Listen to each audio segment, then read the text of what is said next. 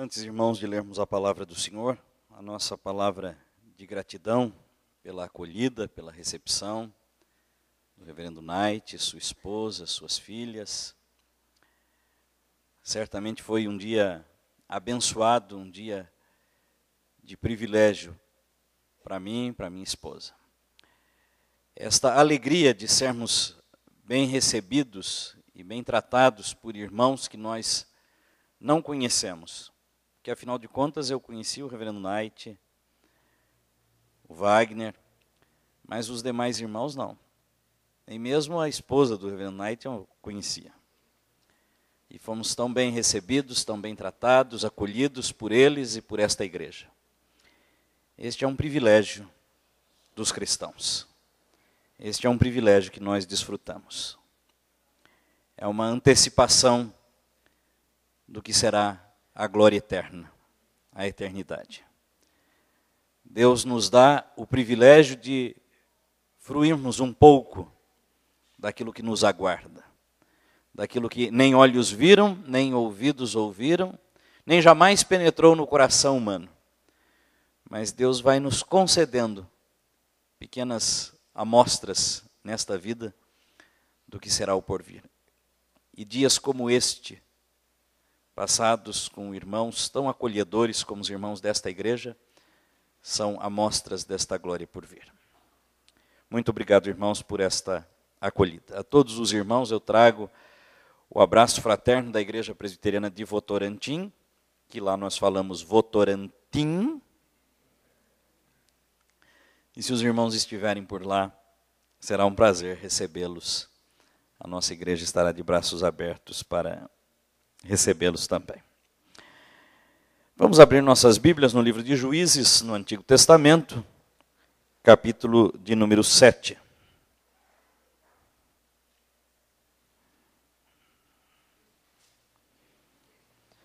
Onde leremos do início até o versículo de número 15.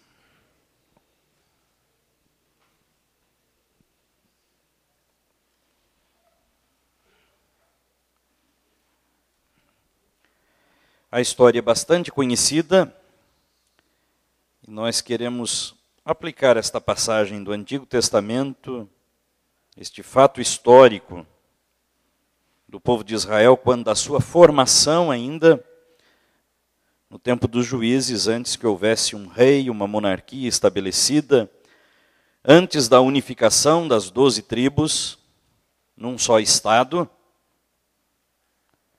para o nosso viver hoje. O que este texto e o que esta história tem a ver com a nossa vida atualmente. Vamos ler a palavra do Senhor.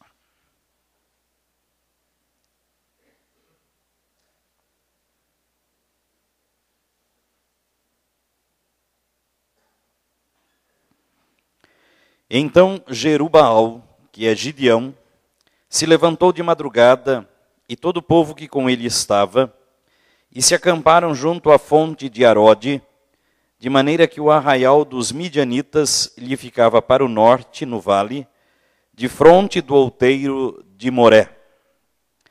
Disse o Senhor a Gideão: é demais o povo que está contigo, para eu entregar os midianitas nas suas mãos. Israel poderia se gloriar contra mim, dizendo: a minha própria mão me livrou. Apregou-a, pois, aos ouvidos do povo, dizendo: quem for tímido e medroso, volte e retire-se da região montanhosa de Gileade. Então voltaram do povo 22.000 e 10.000 ficaram. Disse mais o Senhor a Gideão: ainda há povo demais. Faze-os descer as águas, e ali os provarei. Aquele de quem eu te disser: este irá contigo, esse contigo irá. Porém, todo aquele de quem eu te disser: este não irá contigo, esse não irá. Fez Gideão descer os homens às águas. Então o Senhor lhe disse: todo que lamber a água com a língua, como faz o cão, esse porás à parte, como também a todo aquele que se abaixar de joelhos a beber. Foi o número dos que lamberam, levando a mão à boca, 300 homens. E todo o restante do povo se abaixou de joelhos a beber a água.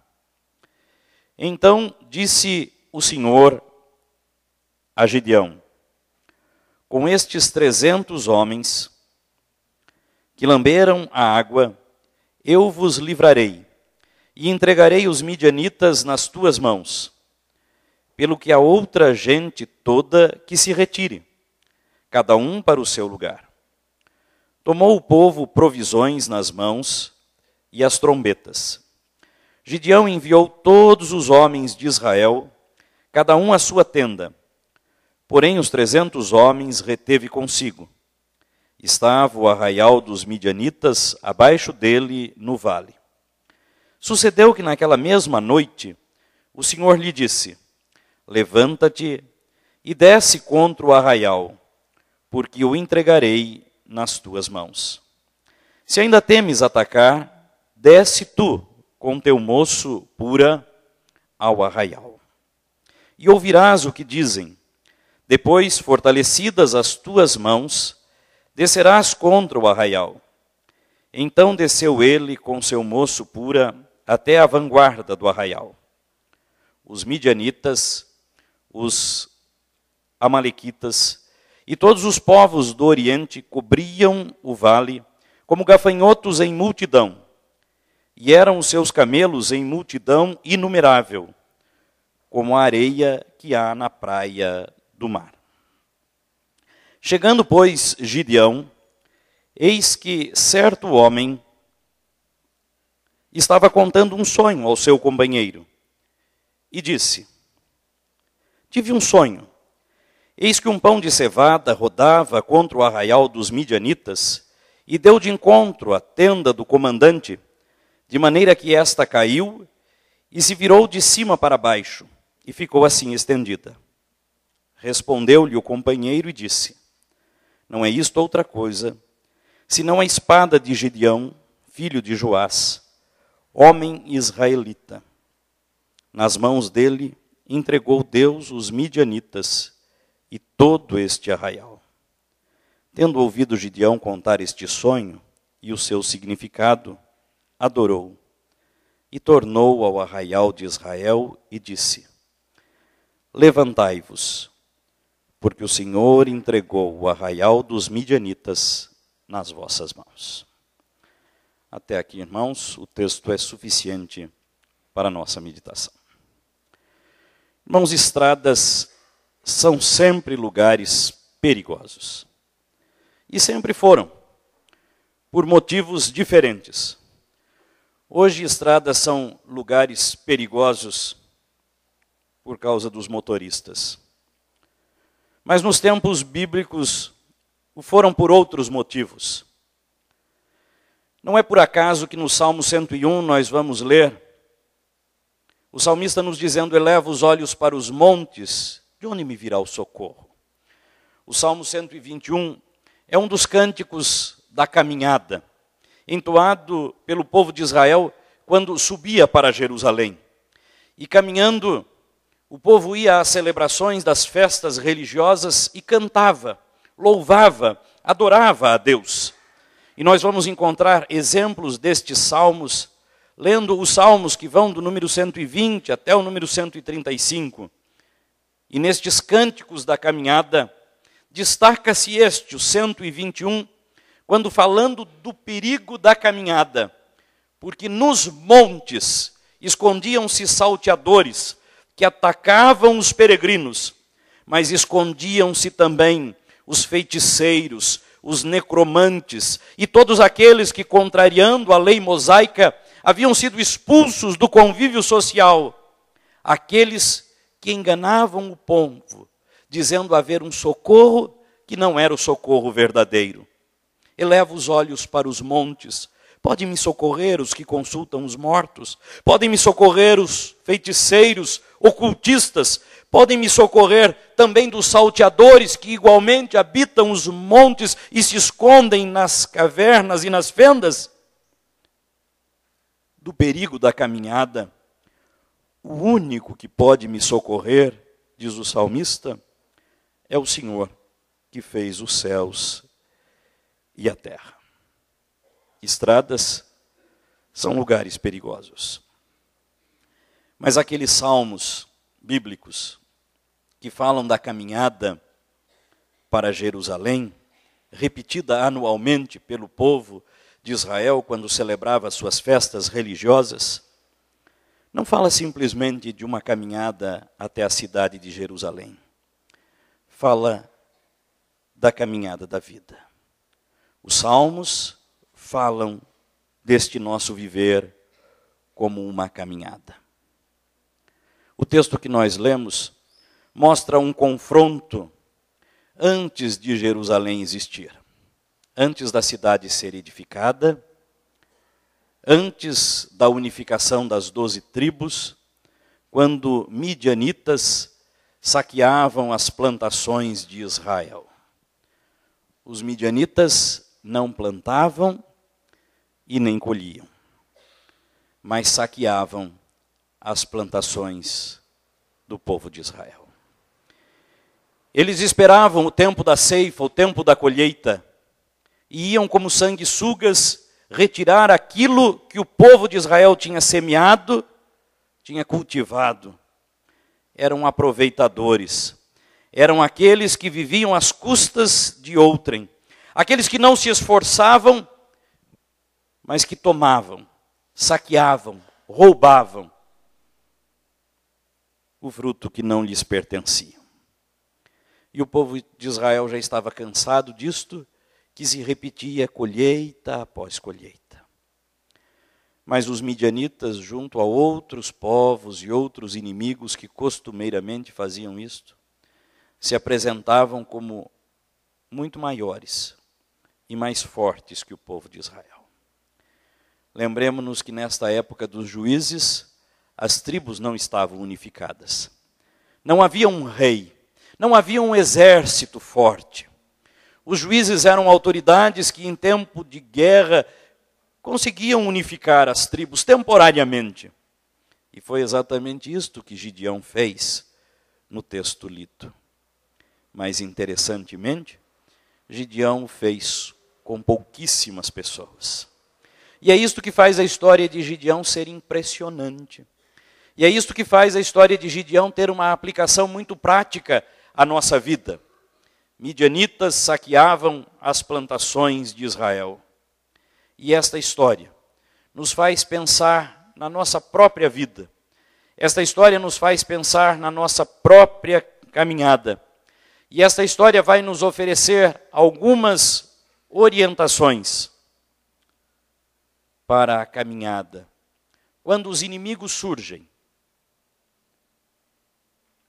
nós vamos extrair do texto orientações diante dos inimigos que surgem na caminhada da vida.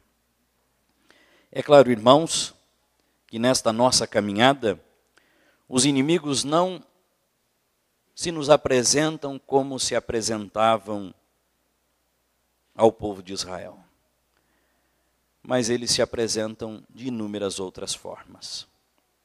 Quais têm sido os inimigos na caminhada dos irmãos? Eu não sei. Mas os irmãos podem parar, pensar, refletir um pouco. Quais são as dificuldades? Quais são os problemas? Quais são as lutas e as angústias da vida? Quais são os problemas? Problemas externos, alheios, à própria vontade, mas inclinações da carne, desejos, problemas mal resolvidos. Quais têm sido os inimigos?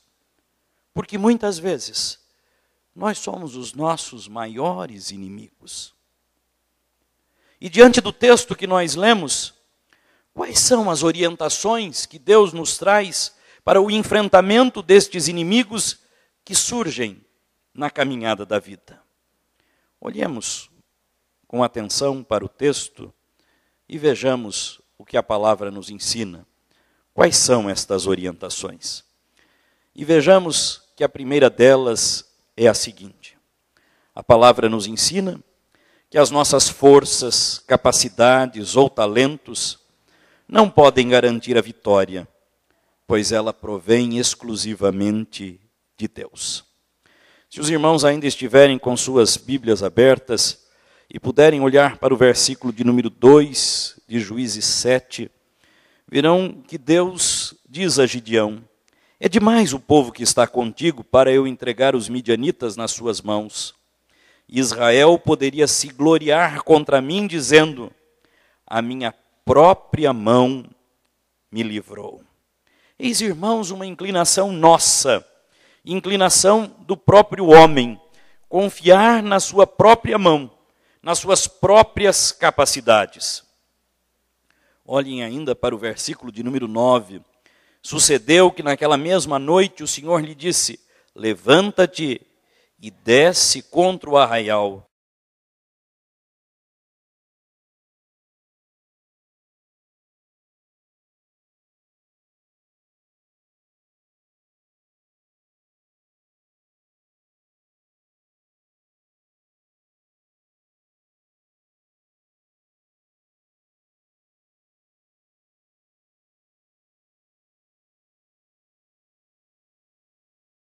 Porque o entreguei nas tuas mãos.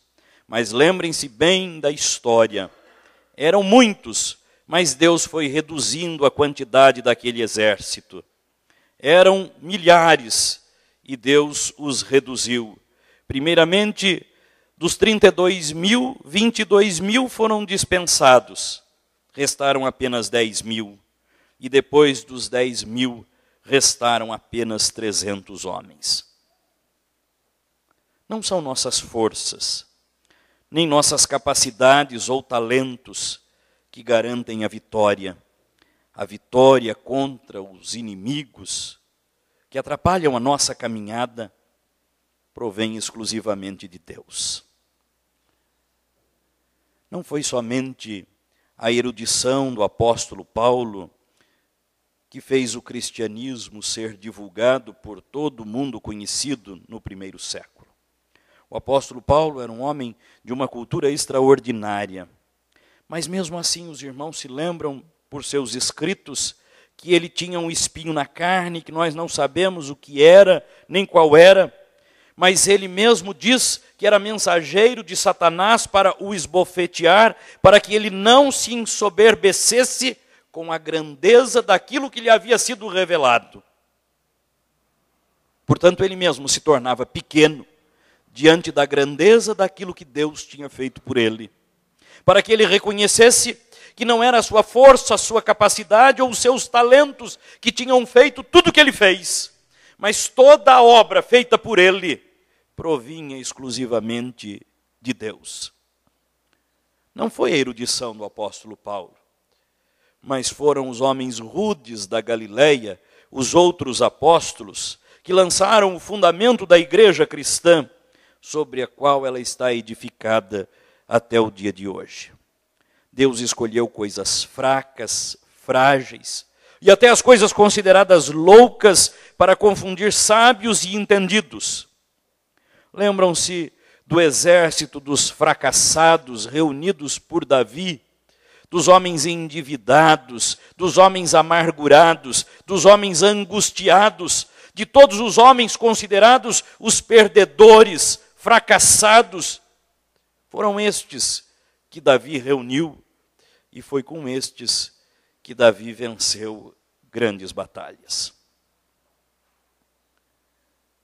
Não são nossas forças, não são nossas capacidades, não são nossos talentos que garantem a vitória, mas é a ação de Deus. Vejam que na igreja do Senhor Jesus, diplomas, títulos, conhecimentos podem ser importantes, podem ter valor, mas não são garantia de vitória. Quantos, ostentando todas estas coisas, têm naufragado, porque estas coisas não garantem vitória. Não são nossas forças, não são nossas capacidades, não são nossos talentos, mas é a boa mão do Senhor a nos conduzir. É a sua graça operando incessantemente sobre nós que nos dá a vitória. E por isso Deus eliminou o povo em excesso no exército de Gideão, para que, conquistada a vitória, não dissesse o povo: foi a nossa própria mão que nos livrou. Mas o texto ainda nos ensina, em segundo lugar, que se não é a nossa mão, se não são os nossos talentos, se não é a nossa capacidade a garantia da vitória, também os inimigos, por maiores, por mais numerosos e aparentemente superiores a nós, nada são diante do poder de Deus. Se nós somos pequenos e frágeis, e se as nossas capacidades não são garantia de vitória, se nós dependemos única e exclusivamente de Deus, nós podemos ter outra certeza no enfrentamento dos inimigos. Eles, por maiores e mais poderosos, numerosos, superiores a nós que se apresentem, eles nada são diante do poder de Deus. Olhem para o texto de Juízes 7, no versículo 12. Os midianitas, os amalequitas que estavam unidos a eles, e todos os povos do Oriente, cobriam o vale como gafanhotos em multidão. E eram seus camelos em multidão inumerável, como a areia que há na praia do mar. Eram muitos. E Gideão agora só tinha 300 homens. Olhem depois para os versículos 13 e 14, quando Gideão vai espiar o arraial e ouve o que ele ouve, e então é tomado de um novo ânimo, envolvido por uma nova força, e resolve enfrentar esta multidão como a areia que há na praia do mar. Quando nós lemos Paulo escrevendo a sua primeira carta aos Coríntios, no capítulo 1, versículo 18, nós somos surpreendidos com o que ele fala sobre o poder da cruz de Cristo. Quando nós lemos os evangelhos, nós vamos nos admirando com a forma como os evangelistas vão descrevendo o poder de Jesus sobre as enfermidades, sobre a natureza, sobre os espíritos imundos, sobre a própria morte, chamando da morte a vida, a ressurreição. Nós lemos o apóstolo Paulo escrevendo aos Romanos, no capítulo 8, a partir do versículo 31, que nada pode nos separar do amor de Cristo, porque afinal de contas, se Deus é por nós, quem será contra nós? E portanto não há circunstância, não há tempo, não há lugar e nem há poder espiritual, nada pode nos separar do amor de Deus que está em Cristo Jesus.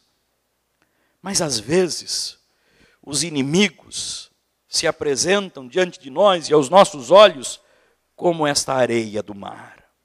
Os seus camelos se apresentam assim. Eles são numerosos, eles são muito grandes, eles são imensos, eles parecem ser poderosíssimos, e nós somos pequenos demais. Mas estes inimigos, por maiores, mais numerosos e aparentemente superiores a nós, nada são, meus irmãos, diante do poder de Deus. Num outro momento na história de Israel, o povo se viu como gafanhotos diante dos habitantes da terra prometida. E intimidados, não entraram na terra.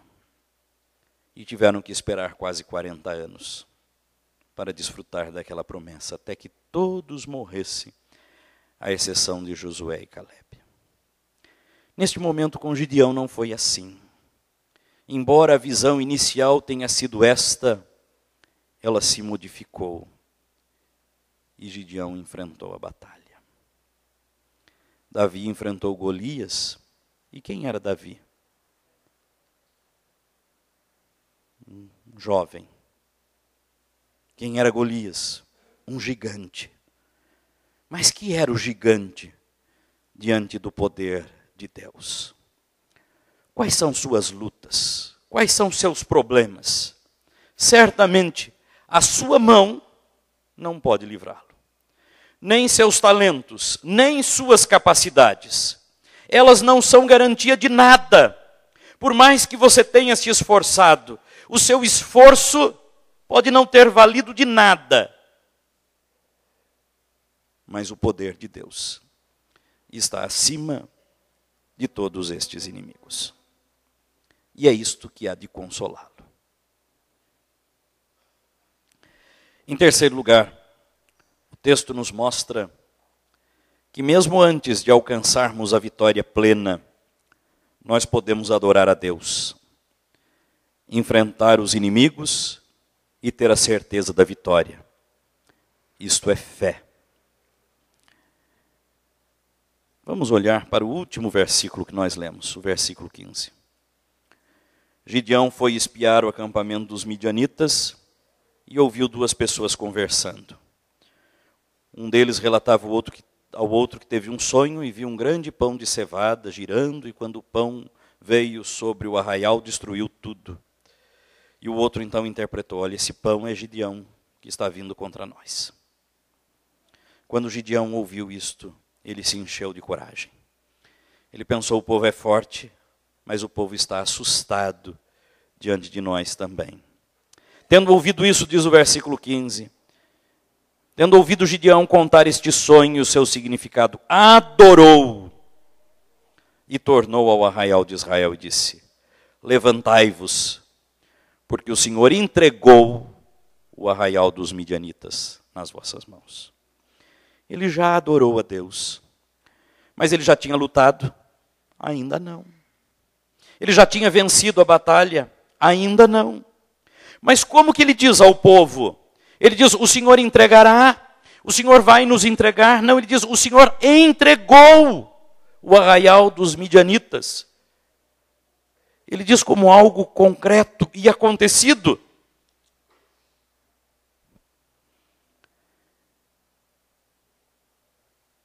O Senhor entregou. Ele tinha certeza daquilo que iria acontecer. Os irmãos se lembram do conceito de fé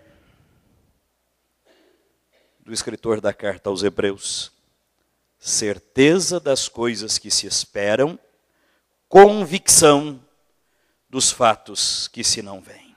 Ele adorou a Deus cheio de fé, porque ele tinha certeza de que ele iria lutar e iria vencer, que ele iria lutar e iria ganhar. Em Hebreus capítulo 11, há uma galeria de heróis da fé, e há um registro no final do capítulo de outros nomes, cujas histórias não são detalhadas pelo escritor da carta aos Hebreus. E diz-nos o texto que eles eram homens dos quais o mundo não era digno, pelo exemplo de fé. Homens que enxergaram aquilo que Deus iria fazer adiante, mas viveram no presente aquilo que iria acontecer no futuro. Os homens que plantaram igrejas, como esta igreja, como a igreja que eu pastoreio, missionários que têm saído pelo mundo afora, como nosso pioneiro, reverendo Ashbel Green-Simonton, foram homens movidos por fé. Quando Simonton veio para o Brasil, num tempo tão difícil, se comparado aos nossos, que tempos difíceis. Talvez ele pensasse: será que essa obra vai adiantar de alguma coisa? Quando nós lemos o seu diário, às vezes nós percebemos que ele estava triste, abatido. O seu tempo de estada no Brasil foi tão curto, morreu tão jovem. Recebeu por pública profissão de fé e batizou 80 pessoas. Talvez nós diríamos: o que era 80 pessoas? Que trabalho que pareceria insignificante para nós. Mas estamos nós, uma denominação espalhada por todo o território brasileiro. Uma denominação que existe em todos os estados do Brasil. Infelizmente, não em todos os municípios. Nós gostaríamos que existissem igrejas presbiterianas em todos os municípios do Brasil. Infelizmente, ainda não existem. Mas estamos em todos os estados do território nacional. Mas mais do que isto, irmãos, foram homens como Ashbel Green Simonton e pioneiros de algumas outras denominações no Brasil que abriram as portas para que outros missionários viessem, outras denominações chegassem e o evangelho fosse implantado neste país. Homens movidos por fé. Enfrentaram os inimigos, as dificuldades, adoraram a Deus e tiveram certeza de que ganhariam a batalha. Vieram movidos por fé. E assim são os missionários que saem pelo mundo afora, ainda nos nossos dias. Se tiverdes fé como um grão de mostarda, direis a este monte, passa daqui para acolá, e ele passará. Nada vos será impossível. Disse Jesus em Mateus 17:20. Mesmo antes de alcançarmos a vitória, nós podemos adorar a Deus. Viver por fé é ter a certeza que temos lutas, enfrentamos dificuldades. Antes que Gideão lutasse e ganhasse essa batalha, o povo de Israel perdeu muitas plantações, muitas colheitas. Mas, enfim, veio a vitória. Talvez você tenha enfrentado e esteja enfrentando batalhas e tenha perdido muitas. Mas adore a Deus. Continue adorando ao Senhor. Continue vivendo por fé, na certeza das coisas que se esperam, na convicção dos fatos que se não veem. Porque mesmo que as batalhas tenham sido perdidas, a vitória final virá, porque esta é a garantia dada pelo Senhor. No mundo tereis aflições, mas tende bom ânimo. Eu venci o mundo, disse Jesus. E ele venceu para que com ele nós sejamos mais do que vencedores. E qual é a vitória que vence o mundo? Não termos batalhas?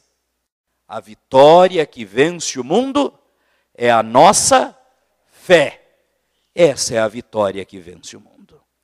Pela fé, nós temos a certeza de que venceremos. Vamos enfrentar lutas. Quem diz que a vida cristã é uma passagem sem inimigos na caminhada, sem problemas, ensina algo estranho à palavra de Deus. Há inimigos, há problemas, há midianitas que se apresentam das mais diversas formas. Mas assim como Gideão adorou antes e por fé enfrentou a batalha, continue adorando a Deus. Quando você está aqui reunido, amanhã no seu trabalho, faça dele uma adoração a Deus. No seu lar, adore a Deus. E por fé, viva sempre na certeza de que a vitória é certa. Amém.